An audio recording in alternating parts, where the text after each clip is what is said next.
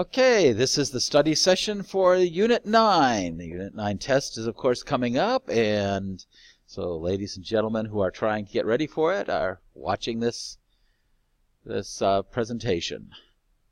So let us go first to the fact that of course, we're covering the period from 1980 to the present, and when you talk about the history of the 1980s, you can't talk about it without talking about a considerable resurgence in the conservative movement that happened during that period of time.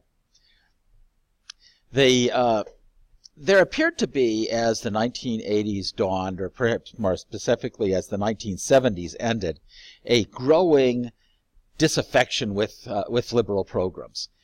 We had been embarked on the Great Society, of course, for a number of years since Lyndon Johnson's presidency, starting in the middle of the 1960s, and it appeared to many people that those programs were A, not working, and B, were far too intrusive in terms of people's own ability to to comply with the regulations that were being dealt with on a regular basis. It seemed like every year there were new regulations in terms of how you could do your business, trade regulations, environmental regulations, regulations that had to do with transportation, and those had been steadily increasing really ever since the 1930s, you could argue, but it certainly had taken a big leap forward during the late 1960s into the 1970s, and there was a perception that that was simply too intrusive and that it was time that began to be rolled back somewhat. And the messenger of that resurgence, of that surge of conservatism, was Ronald Reagan. And if you look at Ronald Reagan, basically you've got three primary goals that Reagan had. To cut taxes.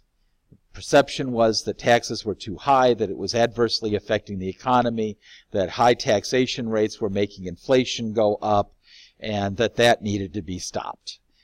Second, to deregulate, to take a look back at all of those old regulations that, as I mentioned just a few moments ago, tended to be getting more and more and more, but nobody ever looked at them to make sure that A, the old regulations were working, and that B, new regulations were really all that necessary. So he wanted to deregulate, go through these books of regulations with a fine-tooth comb and weed out any that were either ineffective or no longer necessary. And then opposition to communism. And it was probably the opposition to communism that was the most public. He made many speeches, both in the United States and in Europe, probably the most famous one being the speech that he made in Berlin when he said, Mr. Gorbachev, if you want peace, Mr. Gorbachev, tear down this wall. Of course, behind that, there was a great deal of diplomacy happening. President Reagan was actually quite friendly with the Soviet leader, Mikhail Gorbachev. And in that relationship, he had a couple of very important allies. The one that was most obvious was the Prime Minister of Great Britain, Margaret Thatcher, a person with whom he shared a great deal ideologically. Another being the Pope of the Catholic Church, John Paul II, who had come from Poland, who had actually lived under both Nazism and communism, and really worked very hard to try to bring to an end the area of communism, which John Paul had always viewed had adversely affected the people of his native Poland. And so there's a lot of diplomacy happening, and of course most of that is happening kind of behind the scenes, but it's very, very active. And of course a series of military interventions, perhaps the two most famous. There was a military intervention in Lebanon. There was another military intervention in Grenada, in which communism was, to an extent, turned back, or at least not allowed to expand any further. And at the same time, a build-up of both nuclear and conventional weapons. Reagan believed in a very strong military, that a strong military was absolutely necessary to seeing an end to communism, and he was going to try to see that happened. Now, That being said, there were certainly limitations on this conservative victory that Reagan had. Probably the most important one being that even though the Oval Office, the presidency, the executive branch had become more conservative, Congress really hadn't. And there was also the fact that some of those government programs, especially Social Security, to a related extent Medicare, public schooling, and so on, some of those programs were extremely popular. And so any attempt to make cuts in those areas, or even attempts to restrain the rate of growth in those areas, was met with a kind of backlash. And there was this argument about just how large a social safety net did we need. And I don't think I defined that term social safety net in class, but basically that is the idea that the government needs to provide some sort of program so that there's kind of a level under which people cannot fall. So that if everything goes wrong in your life, there is the government that can come to your rescue, as it were, and keep you afloat, and make sure that you have food in your stomach, make sure you have a place to live, and so on. But exactly how large should that safety net be? And what was a reasonable level that would keep a person living a humane existence, but not then be generous to the point that it was a waste of taxpayer dollars? And that was a very real issue. And there were a number of calls to reform the financial system. The banking system had kind of bumped along ever since the creation of the Federal Reserve in 1913, and there hadn't been any real substantial change in that since the Great Depression. And so there was a perception that the federal banking system that had been set up in 1913 and changed in 1933 was no longer fit for 1983, that things had changed considerably and that there was a need to reform the financial system. There is also a large degree of technological change. Now, obviously, this was not related to Reagan or anything political. This was related to things that were happening in the business world, and specifically the world of computers. Computers got much smaller during the 1980s. And as they became smaller, and as they became less expensive, and as they became more available, the ways in which people used computers expanded greatly. And so people who would not have even considered having a computer in 1980 found them all but indispensable 15 years later. Digital communications had come along, especially the cell phone. Regular, normal telephone service, meaning one that has a wire that goes into a wall, got considerably less expensive because it became much more automated. And, of course, the technologies eventually became mobile. And, if you want some proof of that, just look at that device that most of you probably are carrying in your shirt pockets or your purses or wherever you carry that cell phone, which is a device that nobody would have dreamed of in 1980. Relatively few people would have dreamed of it by 1989. But here in as we come to the close of the second decade of the 21st century, appears to be all but necessary. And of course, that's beginning in a serious way in the 1980s. There are certainly issues. There are always issues, and so the economy is changing during the 1980s, 1990s, 2000s. We begin shifting away from manufacturing as the basis of our economy to a more service-oriented economy. So what does that mean? Well, let's take a look at a modern example, or a local example, if you will. I don't know if any of you have ever driven into the area where Bethlehem Steel used to be. It's sort of just east of Baltimore City. And there used to be a very large steel plant there. There used to be a very large General Motors automobile assembly plant there. Both of those are gone, and seemingly vanished without a trace.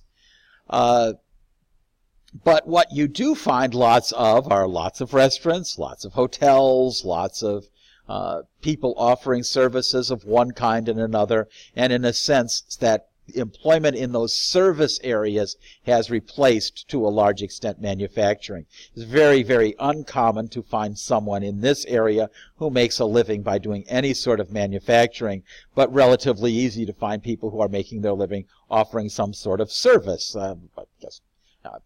Like me, I'm offering a service called education. Obviously, food service is the most obvious of them, but by no means the only one.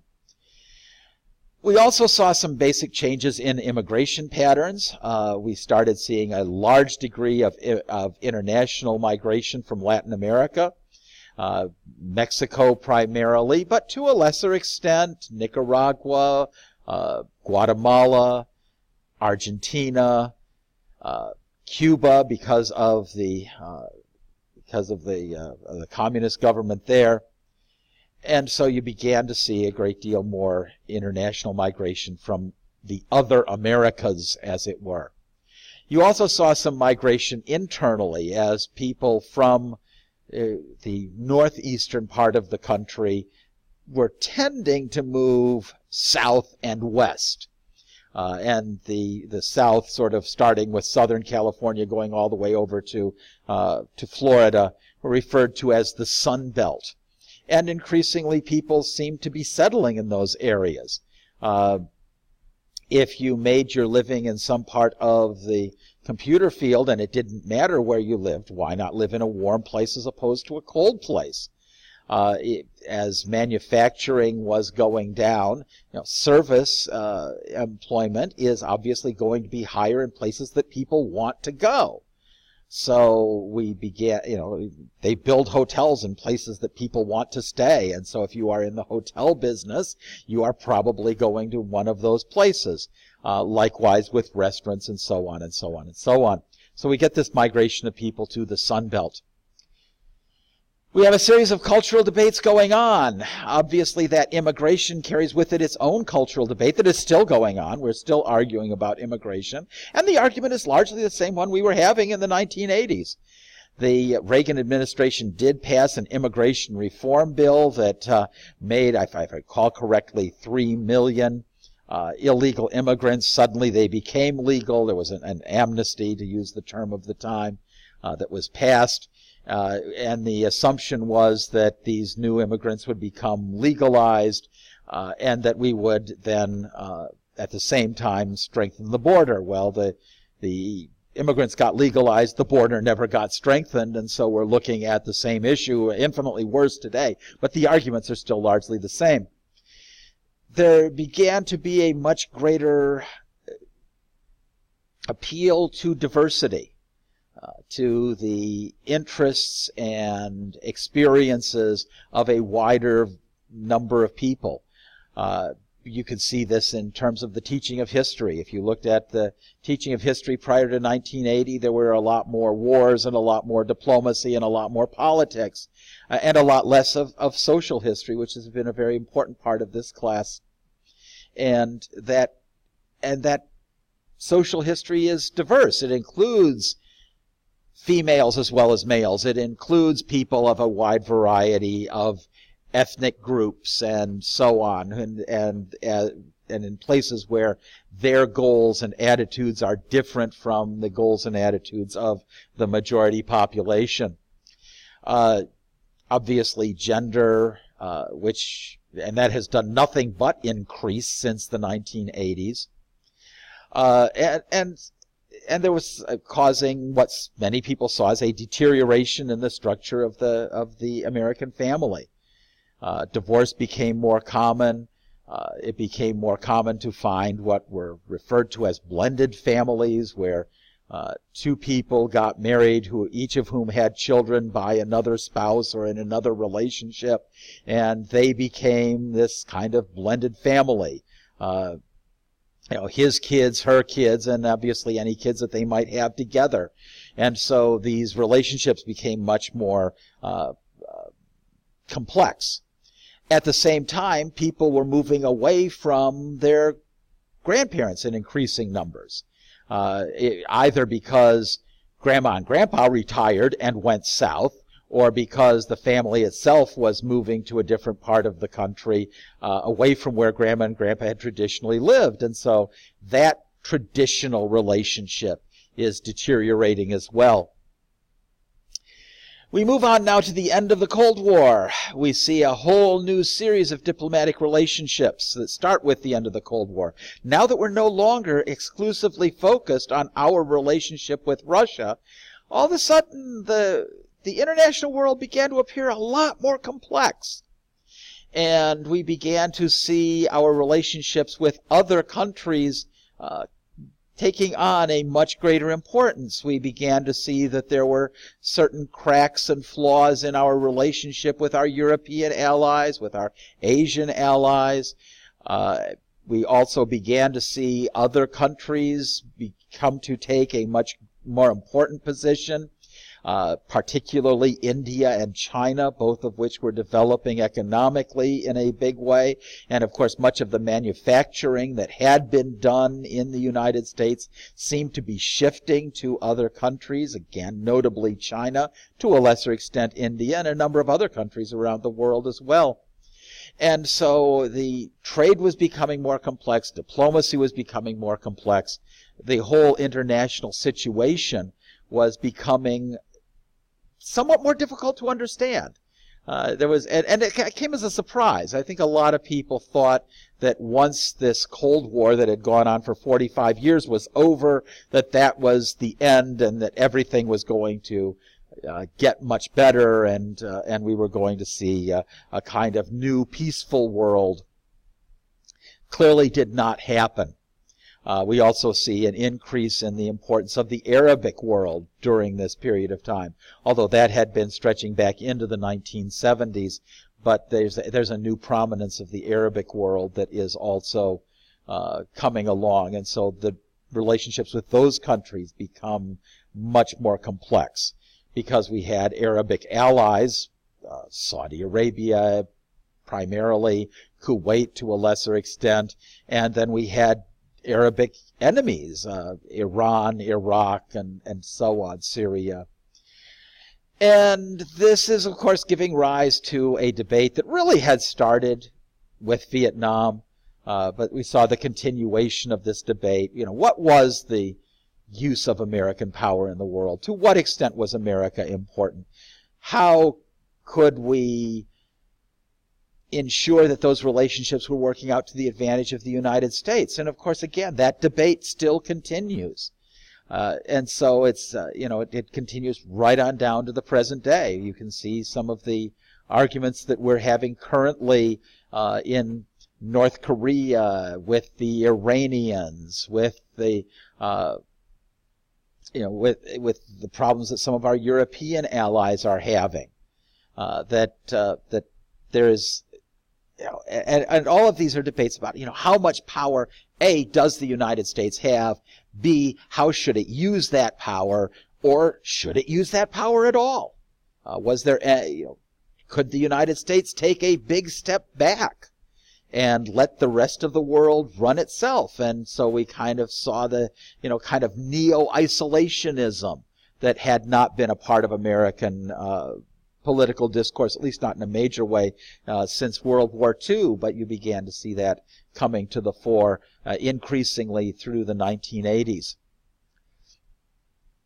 Of course, as it were, the big daddy of all of those international conflicts came to focus in the attack on 9/11 of the World Trade Center. And clearly one of the most important events in American history. If there is an event from the first decade of the 21st century that will be taught in school to your children and your grandchildren, I suspect that it will be the attack on the World Trade Center, just as you learned about the attack on Pearl Harbor and so on. And it showed that the United States needed to take somewhat more deliberate action to counter threats. Now that's a little difficult because it is so easy to overemphasize a threat or to underemphasize a threat. If you overemphasize the threat, you're taking actions that are expensive and may well be resented and are useless. If you underestimate the threat, then the results could be disastrous. I referred some time ago to the question of why did we let Adolf Hitler become so important? Well, that's a question that has occurred to almost every American president of modern years. How do you prevent the next Adolf Hitler? Who is the next Adolf Hitler? And most recently, you could see this with George W. Bush, the younger President Bush, when he went to war in Iraq and sent troops in specifically to overthrow Saddam Hussein. And some of his language indicated that he perceived Saddam Hussein as the next Adolf Hitler. And so we see these conflicts, and specifically in Iraq, in Afghanistan, which of course, Afghanistan was a largely governmentless place with a great deal of flux, very difficult. And of course, one of the real problems with fighting this new war is that you weren't fighting a war against a country. You were fighting a war against an ideology. In many cases, the Taliban or Al-Qaeda, the group that planned the 9/11 attacks, and other groups, were groups without countries, groups that sometimes were located in one country and then in another. When Al-Qaeda, which the leadership of Al-Qaeda was actually Saudi Arabian. Now, there were Saudi Arabian dissidents. We had a very good relationship with the Saudi Arabian government, but a less positive relationship with many people in Saudi Arabia, one of whom was Osama bin Laden, who put together this Al-Qaeda network. And sometimes it was in Pakistan, and sometimes it was in Afghanistan, and sometimes it was someplace else, and you weren't really fighting against a government. And it's very difficult to fight against an ideology, because you can't just drop bombs on an ideology. You have to be much more selective. Because if you just drop bombs in the area where you think there are people who have that ideology, you're running the risk of making enemies of the people, the innocent people, who might just happen to be in that area as well. And so it's a very, very complex process. At any rate, so we see these conflicts in the Middle East. Of course, there's also the conflict over climate change and whether climate change is actually happening, and if it is actually happening, is it man-made? And if it is man-made, what do we do about it? And what steps are reasonable to take to prevent this global disaster, as some people saw it? But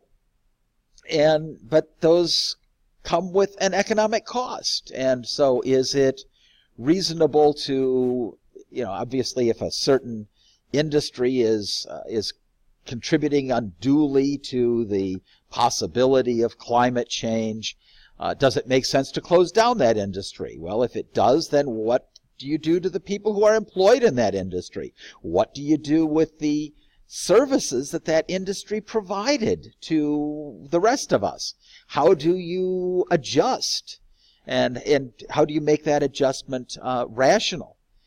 Of course, much of that concerned fossil fuels, the business of, do we continue to use coal and oil to generate electricity? And of course, electricity is this very relatively clean thing, but the production of electricity is not necessarily a clean process. So when you plug something in your home and you're running it on electricity, or if you're using a car that runs on electricity, there's no obvious emission. If you plug in your toaster, it's not creating a problem in your home, but the generation of that electricity might be causing a problem somewhere else. And so how do we deal with that problem? And do we use fossil fuels to continue to produce electricity? And of course, the big problem is that while fossil fuels do contribute to a certain amount of pollution, they are also relatively inexpensive. And so we get less expensive electricity. If we were to shift to an all-solar system, electricity would become considerably more expensive, and that would also harm some people in their way of life, especially people who are kind of at the margins. If the cost of electricity goes up, are you taking lights out of the homes of the poor who can no longer afford that electricity, and so on? So there, all of these, it's very complex.